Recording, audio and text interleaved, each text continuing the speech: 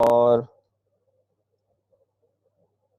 क्योंकि हमारे पास टाइम कम है थोड़ा, मैं थोड़ा सा और भी बात करूंगा इस पे, इन सारी टेक्निक पे। फर्स्ट लॉ ऑफ मोशन,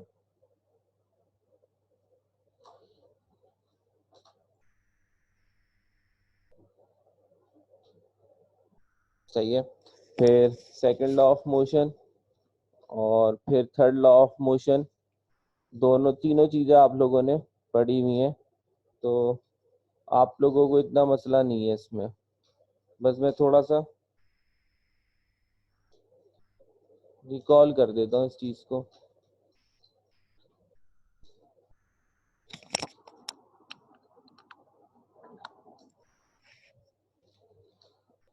सही है। कुछ मसला और है मेरे पास, 1 मिनट।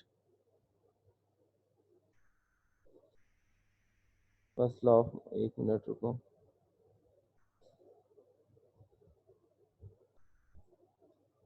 1 मिनट रुको रुको।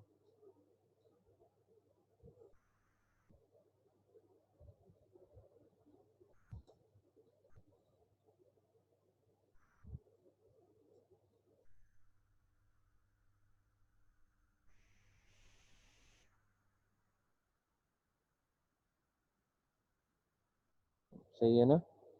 वो मसला कर रहा था उसमें लिखने में, थोड़ा स्लो कर रहा है, हैंग हुआ हुआ है ना सिस्टम आज भी। सिस्टम चेंज करना पड़ेगा मुझे।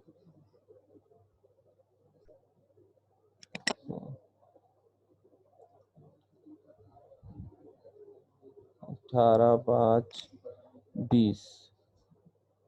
सही है।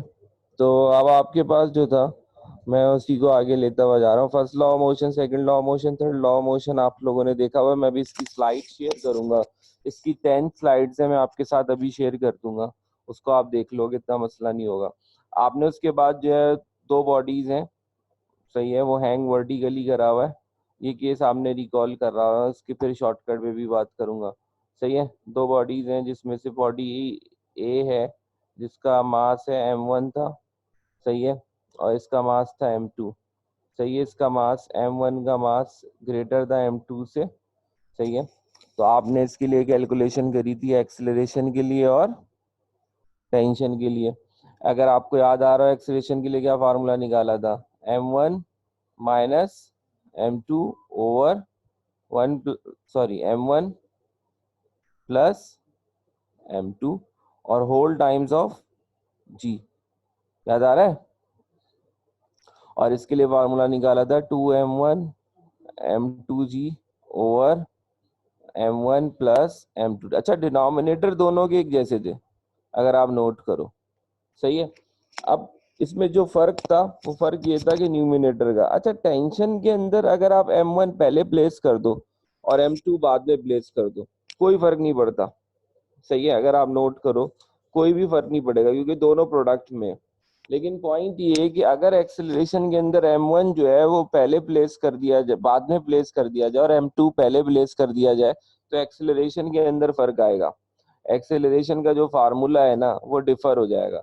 तो इसमें रिमेंबर द पॉइंट, या दैट नोटेड दैट ये m1 must be greater than m2। तो ये जो ये सवाल इसी तरह से ही प्रॉब्लम करता है। मतलब सवाल के अंदर अगर कभी न्यूमेरिकल आएगा इस सवाल का, तो न्यूमेरिकल में ही प्रॉब्लम होगी। जैसे मैं आपको बोलूं, two two bodies hang vertically, let's suppose two bodies two bodies hang vertically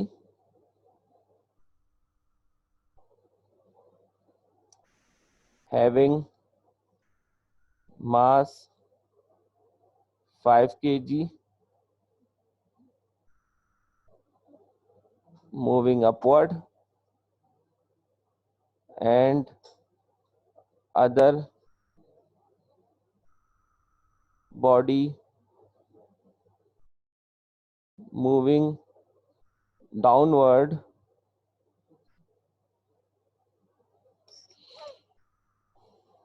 with acceleration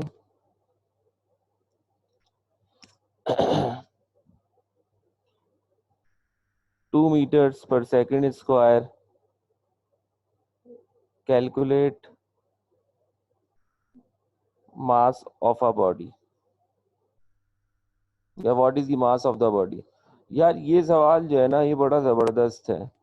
मतलब ये सवाल जब भी आता है ना, आपको बड़ी प्रॉब्लम आती है। आप M1 ये ले लेते हो, सही है ना। हाँ अनस, 5 kg। और M2 कितना हो जाएगा आपको कैलकुलेट करना है, सही है। और एक्सेलरेशन कितना हो जाएगा, 2 meters पर सेकेंड स्क्वायर। एक्सेलरेशन का formula M1 minus M2 over 1 plus sorry M1 plus M2, सही है। यहाँ फार्मूले में पुट कर दोगे, पुट करते हैं, देखते हैं क्या आता है answer. 2 is equals to M1 कितना है 5 माइनस M2 ओवर, हाँ टाइम्स G, अच्छा G, सही है। 5 प्लस M2 आप इस तरह से कैलकुलेट करोगे। अच्छा कैलकुलेटर में मैंने फिर भी बताया था, अगर मैं दो कंडीशन फिर बता देता हूँ। G की वैल्यू 10 लोगे जब कैलकुलेटर नॉट अलाउड है, सही है। और अगर कैलकुलेटर अलाउड है तो क्या लोगे 9.8, सही है। क्योंकि आप अगर उसमें जा रहे हो एनईटी में तो कैलकुलेटर अलाउड है, और अगर आप एनटीएस में बैठ रहे हो तो कैलकुलेटर अलाउड नहीं है। तो वहां पे अब आप 10 के ऊपर काम करोगे। मैं यहाँ 10 लेके काम करके सिखा रहा हूँ ताकि मेरे पास, क्योंकि कैलकुलेटर अभी नहीं है, मैं सपोज कर रहा हूँ। मैंने पुट किया, जैसे ही पुट किया क्या होगा भाई आपके पास, हाँ जी 2/10 इज इक्वल्स टू, अगर आप ऊपर देखते हुए चलो, ये रहा 2/10 is equals to 5 minus M2 over 5 plus M2। ये सब आप रफ में काम करते हुए जा रहे हो। 1/5 is equals to 5 minus M2 over 5 plus M2।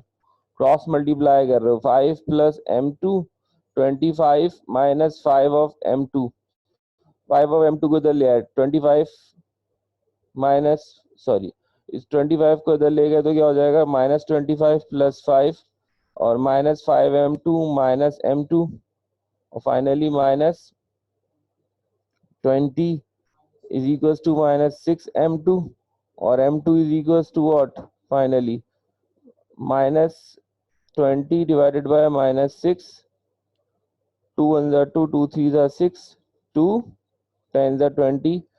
10 को 3 हिस्सों में तकसीम कर दो, 10 को 2 हिस्सों में करोगे तो 5 हो जाएंगे, और 10 को 3 हिस्सों में तकसीम करोगे तो कितने होंगे 3.5, 3 6 3 9 तकरीबन 3.3।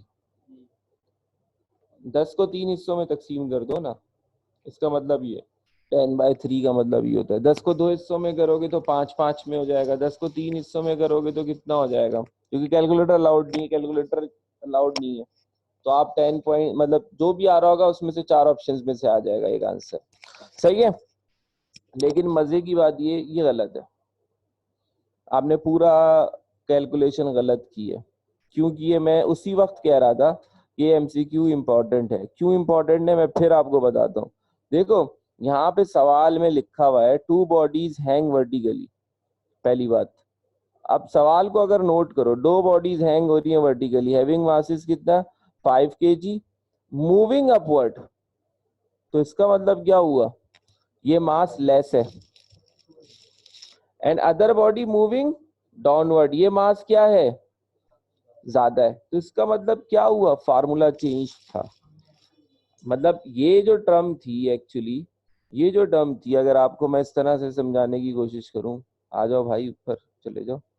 ये जो टर्म थी एक्चुअली ये M2 थी, दिस इज M2, और जो निकालना था वो क्या था M1, क्योंकि जो डाउनवर्ड है वो M1 होगा और जो अपवर्ड है वो, तो ये आपने पूरा न्यूमेरिकल गलत किया है। ये न्यूमेरिकल आपने, क्योंकि ये कंडीशन थी ना हमारे पास M1 must be M1 moving downward, तो इसका मतलब क्या हुआ M1 कहाँ मूव कर रहा है डाउनवर्ड, और M2 कहाँ मूव कर रहा है। ये इस सवाल का की पॉइंट है। कभी M1 M2 से मत याद रखना, डाउनवर्ड अपवर्ड से याद रखना। तो ये कभी इसको M1 M2 से याद रखोगे तुम खुद प्रॉब्लम में आओगे। तो ये सवाल या इस न्यूमेरिकल ने आने का मकसद यही होता है कि आपका कॉन्सेप्ट क्लियर करना। आपको अगर सिर्फ फार्मूले याद है, आप समझते हो आप निकल जाओगे, तो आप गलत सोच रहे हो। अच्छा, टेक्निक वही है। जैसे आपने एक कैलकुलेशन की है तो ये तो गलत हो गई है, लेकिन टेक्निक वही रहेगी जो मैंने आपको की है। तो यकीनन मुझे उम्मीद है इस टेक्निक से आप लोग इसको खुद से कर सकते हो, मसला तो नहीं है ना, कर लोगे। लेट सपोज इसका केस बी पे डिस्कशन करते हैं। केस बी क्या था। केस बी भी बड़ा जबरदस्त केस था। उसमें ये था कि यार आपके पास दो बॉडीज हैं और उसमें से एक बॉडी जो है वो फ्रेम पर लाई कर रही है और दूसरी और स्प्रिंग से अटैच है, और दूसरी बॉडी जो है वो हैंग कर रही है वर्टिकली। अगर आपको याद हो, इसकी डायग्राम मैं आपको बुक पे भी बता देता हूँ। पेज नंबर 74 पे बनी हुई है इसकी डायग्राम, मेरे ख्याल में। हाँ, 74 ही पेज नंबर है। और 74 पे आपके पास मुझे ये चीज जो देखनी है कि बुक के अंदर जो हैंगिंग मास है ना वो M1 है, और जो लाई और ना स्मूथ हॉरिजॉन्टल सरफेस है वो M2 है, जो बुक में फिगर आउट किया हुआ है। ये फिगर को बड़े दिमाग में रखा करो, इससे पता चलता है जो टेबल पर मास है ना वो M2 है, और जो M1 है वो कहाँ कर रहा है, लाई। तो इसमें एक्सेलरेशन इसने फार्मूले में कैलकुलेट किया था, वो कैलकुलेट किया था मुझे याद आ रहा है। जैसे अभी एक चीज मिसिंग है सिर्फ इसमें, M1 माइनस M2 मिस है, क्योंकि M2 वो टेबल पर है, ओवर M1 प्लस M2 और टाइम्स ऑफ G। वही फार्मूला है, अगर आप उसको दूसरे वाले फार्मूले से कंपेयर करो, उसमें फार्मूले में क्या आता है, is equals to M1 minus M2। यहाँ पे क्या, M1 टाइम्स ऑफ G, और डिनोमिनेटर तो दोनों का यकीनन सेम ही आ रहा है, M1 plus M2 of G, अगर वो हैंगिंग वाला अगर आपको याद आ रहा हो। और टेंशन के लिए वहां पर क्या था, ट्वाइस था, यहाँ से ट्वाइस को हटा दो, M1 M2G over M1 plus M2। ये टेंशन के लिए फार्मूला है, सही है। तो ये चीज इसमें है। इसमें जो एक्सेलरेशन के लिए ख्याल रखना है ना, ख्याल ये रखना है कि यार आपके पास जो फार्मूला इस्तेमाल हो रहा है ना, उसमें बेसिकली इस्तेमाल जो कर रहे हैं वो M2 को माइनस कर देते हैं, उससे फार्मूला डेवलप किया जा रहा है। अच्छा, इसके जो सवालात आते हैं वो इतने ज्यादा मुश्किल नहीं होते, एज इट इज होते हैं जैसे पेपर में होता है। जैसे मैं आपको एक सवाल लिख के दे दूंगा, आप इसको ट्राई कर ले, आसान सवाल है, इतना मुश्किल नहीं है इसका।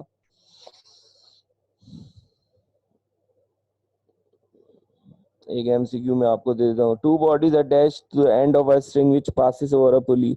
अच्छा, मैं एक बल्कि एक आसान सा और दे देता हूँ आपको, आसान सा एक न्यूमेरिकल। इसमें टेंशन में टू नहीं आएगा, उसमें वाले में, पहले वाले में टू आता है, इसमें टू नहीं आता।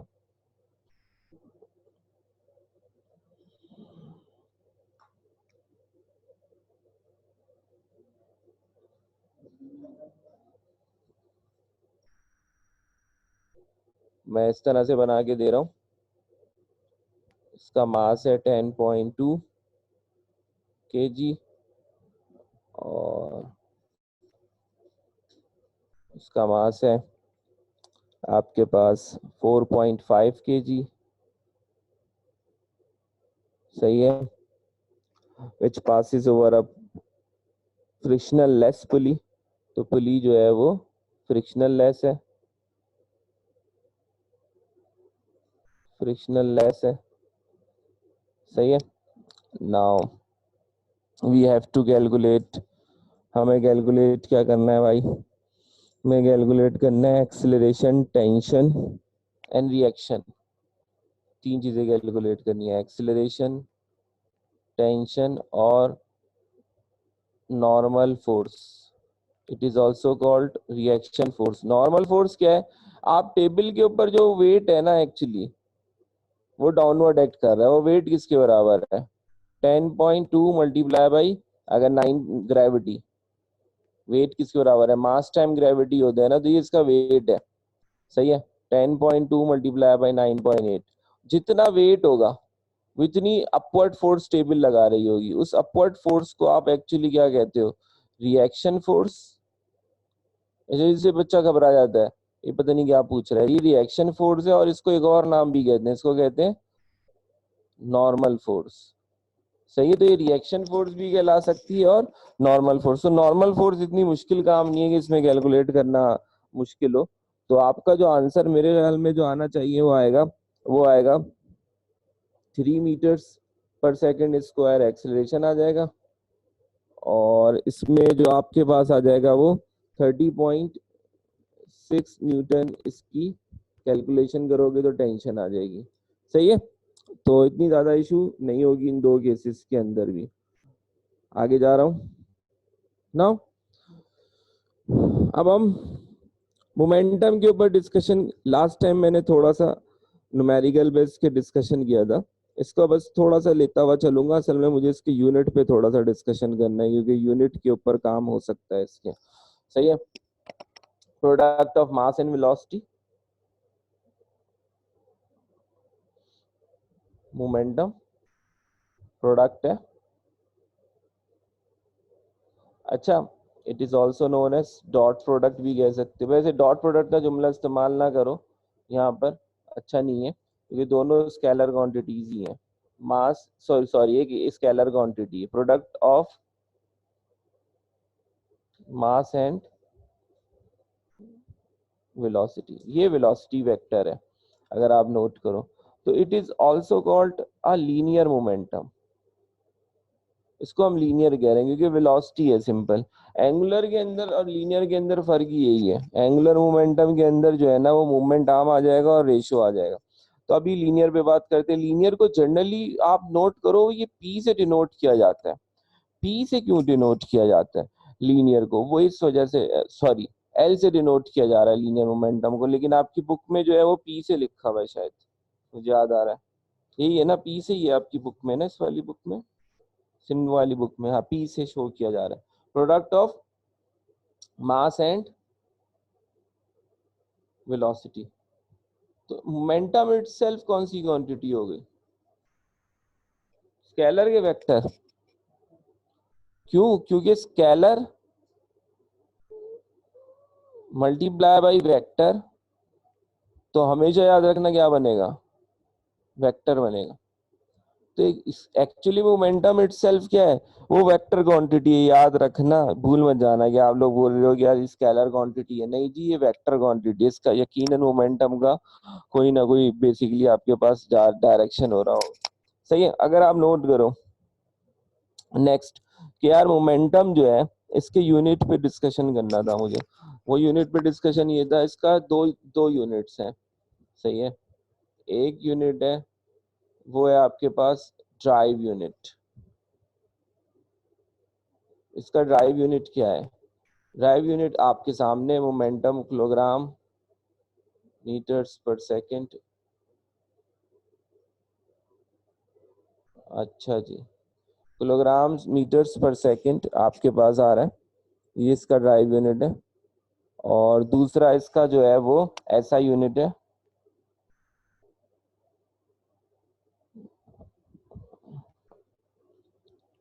सही है। ऐसा यूनिट क्या है, बेसिकली आपके पास न्यूटन्स इनटू सेकंड, सही है ना। अच्छा, न्यूटन इनटू सेकंड बना कैसे, इसमें मैं अभी नहीं पढ़ रहा हूँ, अगर आप चाहते हैं तो मैं बता के भी दिखा सकता हूँ। आप याद रखिएगा, किलोग्राम मीटर पर second square is equal to newton के बराबर होता है, ये बात हमेशा याद रखना। अगर आपको ट्रिक पता करनी है तो M A is equal to F, F किसके बराबर है, न्यूटन के, एम किलोग्राम और एक्सीलरेशन का मीटर्स पर सेकंड स्क्वायर। इस फार्मूले से मैं डायरेक्ट बोल देता हूँ किलोग्राम मीटर पर सेकंड स्क्वायर न्यूटन के। ये ऐसा यूनिट है इसका, और ये कौन सा यूनिट है, ड्राइव। सही है, हाँ एक्सेलरेशन है ना, मीटर्स पर सेकंड स्क्वायर है। यहाँ पे क्या हुआ था, यहाँ पे ये हुआ था एक्चुअली, किलोग्राम मीटर पर सेकंड है ना, तो इसको multiply and divide by seconds कर दिया, तो ये क्या हो गया, किलोग्राम मीटर्स पर सेकंड स्क्वायर इनटू सेकंड्स। ये किसके बराबर है, न्यूटन के, तो ये न्यूटन सेकंड बन गया इसका drive unit, sorry SI unit. ये एसआई यूनिट इस तरह बना, तो दोनों में फर्क है। अच्छा, दो यूनिट्स और हैं, स्पेशली ये उसमें पूछे जाते हैं, दाऊद के अंदर एक दफा पूछ लिया गया था, सही है, कि सीजीएस यूनिट होता है, सही है। सीजीएस के अंदर जो होता है ना, किलोग्राम्स जो होती हैं आपके पास, मास जो होता है उसको स्लैक कहते हैं, सॉरी गलत बता रहा हूं मैं आपको, सही कर देता हूँ। सीजीएस में C for centimetre, G for grams और एस फॉर सेकेंड्स, सही है। हाँ, ब्रिटिश सिस्टम में, ब्रिटिश सिस्टम में मास को आप कहोगे पाउंड्स, सही है, याद रखना। अच्छा, ग्राम्स यहाँ हो रहा है, यहाँ पे पाउंड हो गया, सही, सेकंड एज इट इज आ गया। और FTS foot pound, FPS system foot pound second भी के लाभ आप डाल सकते हो, फुट मतलब यूनिट लेंथ का यूनिट फुट हो जाएगा, सही है। तो उसमें भी डाल के दिया जा सकता है, मतलब आपके पास ये क्या होगा, ग्राम्स सेंटीमीटर्स पर सेकंड स्क्वायर, सही है, इस तरह से मूवमेंट हो जाएगी, सही है। तो मैं यूनिट्स पे और आता हूँ आगे, लेकिन ये कि अभी सिर्फ और सिर्फ ये याद रखें, इसका ड्राइव यूनिट न्यूटन सेकंड है, और बेसिकली सॉरी, इसका जो है वो ड्राइव यूनिट ये है, और ऐसा यूनिट न्यूटन सेकंड है, ड्राइव यूनिट ये है, सही है। Next, law of conservation of linear momentum, मैंने लास्ट टाइम इस पे डिस्कशन भी किया था, इसके न्यूमेरिकल पे भी डिस्कशन किया था, मैं इसको गो थ्रू करता हुआ जाऊंगा आज फिर। कितना टाइम है हमारे पास, 7 मिनट है, 5 मिनट आ रहे हैं ऊपर तो, अच्छा जी। लॉ ऑफ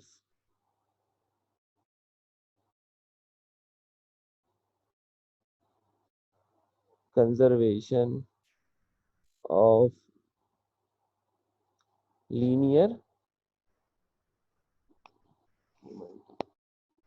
तो law of conservation, in an isolated system total momentum always remains constant, m1 u1 plus, वही दकियानूसी example, m1 u1 plus m2 u2 is equals to m1 v1 minus, sorry m2 v2। इसको मैंने force of action is equals to minus force of reaction से मैंने third law से इसको drive किया था, और मैंने उस वक्त ये बात भी करी थी, फोर्स के ऊपर डिफाइन करा था, जिसको मैं आपको बता देता हूँ, बड़ा जबरदस्त एमसीक्यू भी था ये हमारे पास। क्या था, रेट ऑफ, ये एनईडी में पूछा हुआ था, change of linear momentum is called, क्या कहते हैं, rate of change of linear momentum को,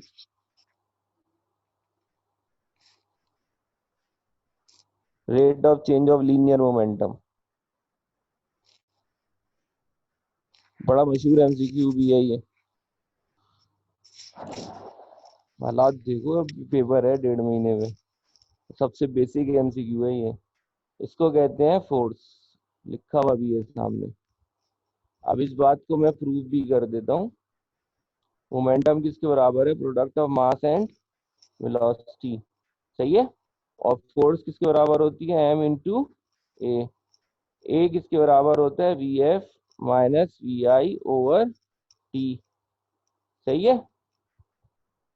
अब इसी को देखते हुए चलो, F is equals to M V F minus V I over T, F is equals to M V F minus M V I over T, product of mass and velocity is called what, momentum final, momentum initial over T, change in momentum over T, तो rate of change of linear momentum is called, बहुत मशहूर MCQ है ये, बहुत ज्यादा पूछा हुआ है एनईडी में, अगर आप नोट कर रहे हो तो ये बड़ा ज्यादा इसमें सवाल डाला हुआ है, सही है।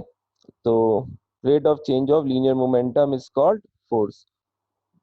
तो नहीं, तुम लोग पुरानी चीजें बिल्कुल ही भूल गए हो, लग रहा है वाइट वॉश हो चुका है। सही है। नाउ मैं वापसी आता हूँ मोमेंटम के ऊपर, law of conservation of linear momentum. Conservation का मतलब ये होता है आप बेसिकली टोटली कंजर्व कर रहे हो दूसरी जगह, दूसरी एनर्जी के अंदर मूव कर रहे हो। मतलब अगर आपने u1 इनिशियल स्पीड है, u2 इनिशियल स्पीड है बॉडी बी की, मैंने जैसे गन की एग्जांपल दी थी उस वक्त मैंने बताया था कि गन एग्जांपल के अंदर आप करना ये, गन एग्जांपल के अंदर अगर आप बात कर रहे थे तो मैंने बताया था अगर वो एट रेस्ट पर है तो आप याद रखना कि m1 है और बुलेट मास है m2 है। सही है। इसकी इनिशियल स्पीड क्या थी? वो जीरो थी। इसकी इनिशियल स्पीड क्या थी? वो भी जीरो थी। इसकी फाइनल स्पीड v1 रिकॉइल हुआ था पीछे, वो आपको कैलकुलेट करनी थी। और इसकी फाइनल स्पीड जो थी वो आपको पता थी, मतलब 285 मीटर्स पर सेकंड जितना भी था। तो आपके लिए मैंने बोला था m1u1 plus m2u2 is equals to m1v1 plus m2v2। अमूमन फार्मूलाज में यही हो रहा है, m1v1 plus m2v2 is equals to 0। सही है। 1 मिनट है बस, लेस देन, अब यहीं पर ही रोक रहा हूँ, थोड़ी देर में ज्वाइन करते हैं। इसको रिकॉर्ड कर रहे थे ना तुम? इसको रिकॉर्ड कर रहे थे? भैया यहीं तक कॉपी रखो, फिर मैं आगे नेक्स्ट क्लास में आके आके डिस्कस करता हूँ।